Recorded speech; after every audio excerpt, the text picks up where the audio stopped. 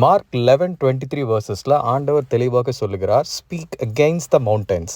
நம்ம விசுவாசத்தோடு நமக்கு முன்னாடி நம்மளை அடித்து போக நினைக்கிற அந்த எல்லா வித மலைகளை பார்த்து இயேசுவின் நாமத்தில் நீ பெயர்ந்து போ என்று விசுவாசத்தோடு நம்பிக்கை எதுவுமே இல்லாமல் நம்ம இயேசுவின் நாமத்தில் கட்டளையிடும் பொழுது ஆட்டோமேட்டிக்காக அந்த மலைகள் அந்த இடத்துலேருந்து விலகி போகும். அதே போல் நம்மளை பயமுறுத்துகிற எல்லா விதமான வியாதிகளை பற்றி நம்ம பேசாமல் அந்த வியாதியின் இடத்துல நீ இயேசுவின் நாமத்தில் நீ பெயர்ந்து போ, அந்த இடத்துல உனக்கு அதிகாரம் கிடையாது, இயேசுவின் தழும்புகளால் நான் சுகமானேன் என்று நம்ம கட்டளையிடும் பொழுது ஆட்டோமேட்டிக்காக அந்த மலைகள் அந்த வியாதிகள் உடைந்து சிதறுண்டு போகும்.